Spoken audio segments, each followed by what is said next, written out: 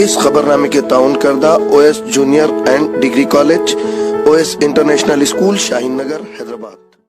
Daily time news के खबरनामे में आपका खैर मकदम है। आइए तफसीली नजर डालते हैं। मोहतरम दोस्तों और भाइयों और मेरी प्यारी बहनों, मैं दरअसल आज आपके सामने आया हूँ।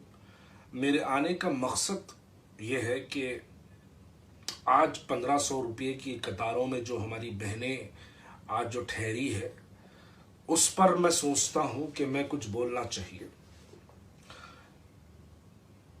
पोस्टल डिपार्टमेंट की तरफ से जिनके पास बैंक अकाउंट्स नहीं है, वो लोगों के लिए जो 1500 रुपये पोस्ट ऑफिस से दिए जा रहे हैं, उस पर एक 1500 रुपये हासिल करने के लिए हमारी माँ और बहनें 8-8 घंटे रात का शहर का टिफिन बना लेके रात के 9 बजे जाके पोस्ट ऑफिस के बाहर बैठ रही है, सुबह 4 बजे शहर कर रही है और फिर 9 बजे पोस्टल ऑफिस से टोकन लेकर अपने घरों को वापस आ रही है। फिर दिन में 1 बजे जाके वो 1500 रुपये हासिल हो रहे हैं और फिर घर में जाके 1500 रुपये का राशन खरीद के ला रही है। और वो एक दिन में ये मसला हल नहीं हो रहा है।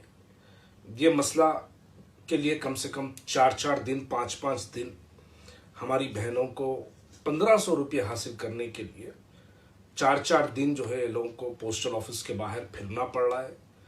उस पर हमारी क़यादत खामोश है।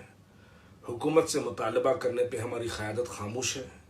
हमारी क़यादत के मुंहों पे लखवा मारा हुआ है। हुकूमत के बनाए हुए हर कानून को हमारी क़यादत सर आँखों पर ले रही है।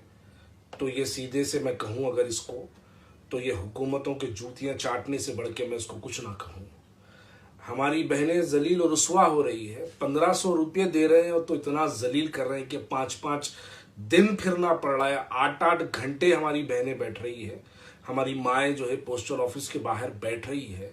रात का सहर हमारी माएँ पोस्टल ऑफिस के बाहर कर रही है। टिफिन बना के लेके जाके पोस्टल ऑफिस के बाहर बैठ के सहर कर रही है।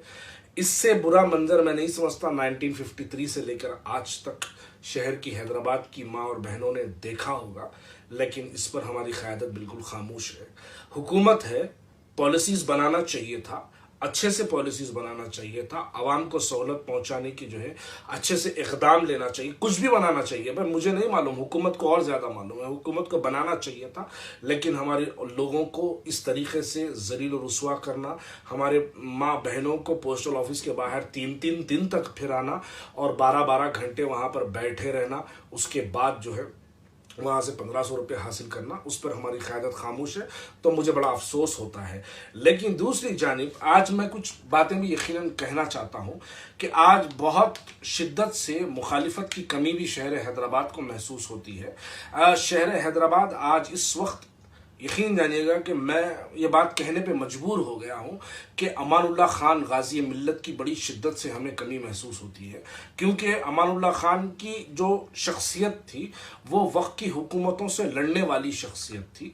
और वो देखिए, दरअसल हमको ये बात समझना है सबसे पहले, मुखालिफत अगर हम पैदा करेंगे, मुखालिफत दरअसल क्या है। मैं यहाँ पर अल्लाह से दुआ करता हूँ कि अल्लाह मजलिस इत्तेहादुल मुस्लिमीन को हमेशा कायम रखे।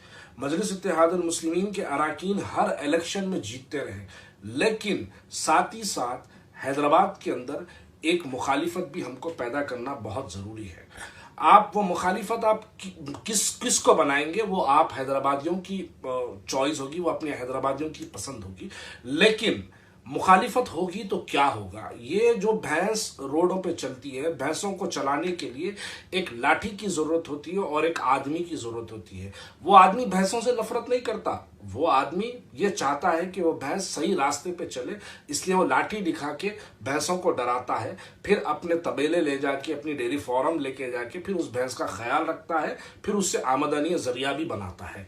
ये मैं अब ये मिसाल इसलिए दिया हूँ कि हैदराबाद में ये जो क़यादत है, क़यादत को हम भैंस मानते हैं और मुखालिफत को लाठी मानते हैं।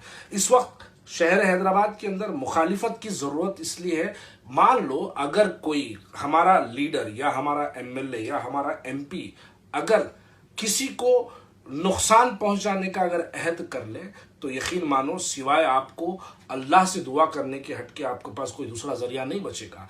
अगर मुखालिफत, अब मैं और एक बात अगर कहूँ तो मेरी बात को बुरा ना मानो, जिस वक्त अमानुल्लाह खान साहब गाजी मिल्लत मरहूम की जो है मुखालिफत का दौर था, उस वक्त दारुस्सलाम में चंचलगुड़े वालों की बहुत इज्जत हुआ करती थी। वो क्यों हुआ करती थी, जरा गौर से सुनिएगा इस बात को। वो इसलिए हुआ करती थी क्योंकि उस एरिया से एक मुखालिफत वाला एक एमएलए जीत के आया है।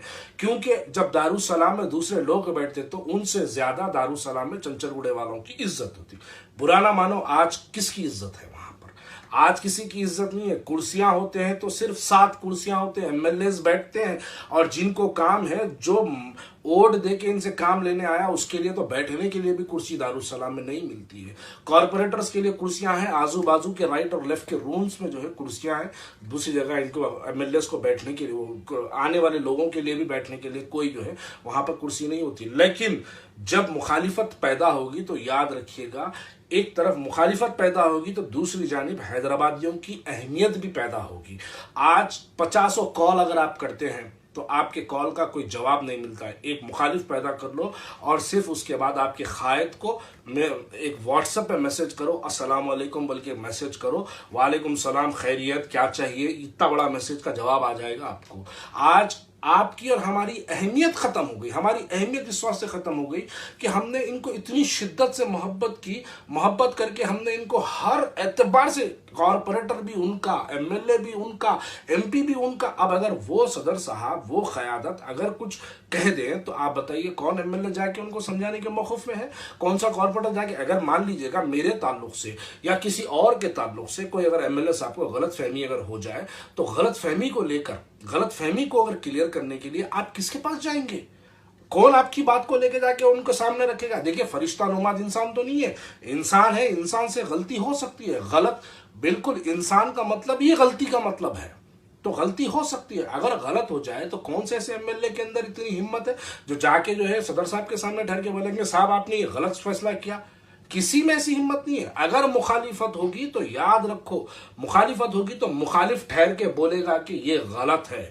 जब ये गलत है बोलेगा तो इन दोनों के झगड़े के बीच में, इन दोनों के मुबाहिस और इख्तलाफ के बीच में अवाम का काम बनते रहेगा, अवाम का काम होता रहेगा, मसाइल हल होते रहेंगे, आपके मुद्दे उठते रहेंगे, आपकी आवाज़ें होती रहेगी, आपकी आवाज़ें बुलंद होती रहेगी।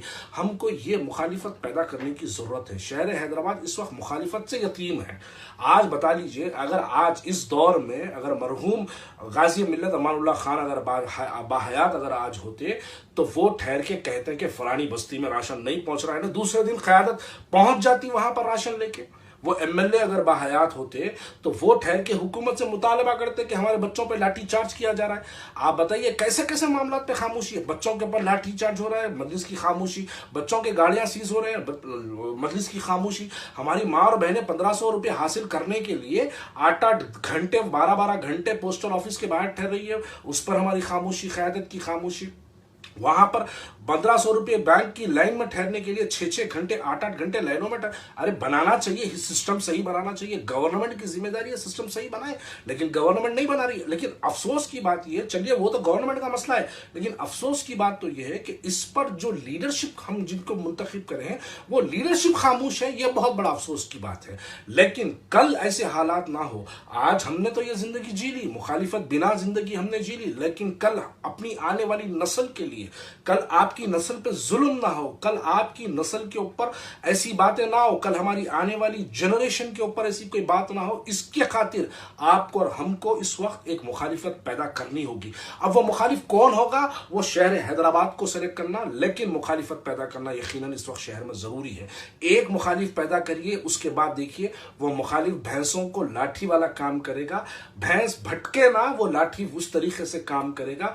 इस काम के खातिर मैं आप लोगों के सामने यह मैसेज लेके आया हूं कि इस बात पर गौर करिएगा, इस बात को बड़ी संजीदगी के साथ सोचिएगा, क्योंकि जब तक आप संजीदगी से नहीं सोचेंगे, जब तक हम अपने दिलों में, देखिए यकीनन मैं भी चाहता हूं मजलिस इत्तेहादुल मुस्लिमीन की क़यादत बाहयात हमेशा रहो। मैं भी भक्तों की तरह कहना चाहता हूं सुबह क़यामत तक, लेकिन क्या मतलब? इसका मतलब भी ये हो कि अपने भी मसाइल हल हो, अवाम के भी मसाइलों पे कुछ तवज्जो दी जाए। आप खाली हुकूमत की गुलामी करते रहेंगे और हम आपकी जिंदाबाद के नारे लगाते रहेंगे, इसका मतलब क़यादत नहीं हो सकती, इसका मतलब डेमोक्रेसी नहीं हो सकता। डेमोक्रेसी का मतलब ये होता है कि एक तरफ आप एक लीडर को अगर आप इलेक्ट करते हैं तो साथ ही साथ आप पैरेलली एक दूसरे लीडर को भी आप अपॉइंट करिए, ताकि अगर ये काम आपका ना करे तो आप इनसे काम लीजिए, अगर ये आपसे काम ना कर पाए तो इनसे काम लीजिए। दोनों को इक्वल बैलेंस में लेकर चलिए, ताकि आपके, मेरे और आने वाली नस्ल के मसाइल हल होते रहे।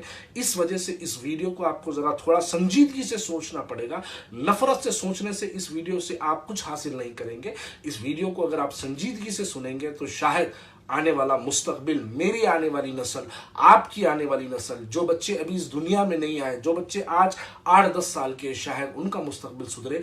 उसके लिए आपको और हमको दिलों में इस बात का अहद करना, मैं ये नहीं कहता कि आज ही निकलो मैदान में, दिलों में अहद करो, एक इरादा बनाओ कि आने वाले वक्त में हमारा ये एजेंडा है, हम इस एजेंडे पे काम करेंगे, हमारा ये एक प्लान है, इस प्लान पर हम काम करेंगे। खामोशी से काम करो, इंशाअल्लाह ताला। इनकलाबात की फितरत से तो वाकिफ नहीं।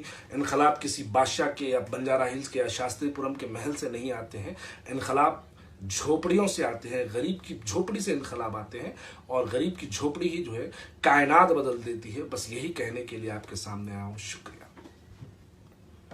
Subscribe to Daily Times News and don't forget to press the bell icon to get notifications of latest news and updates.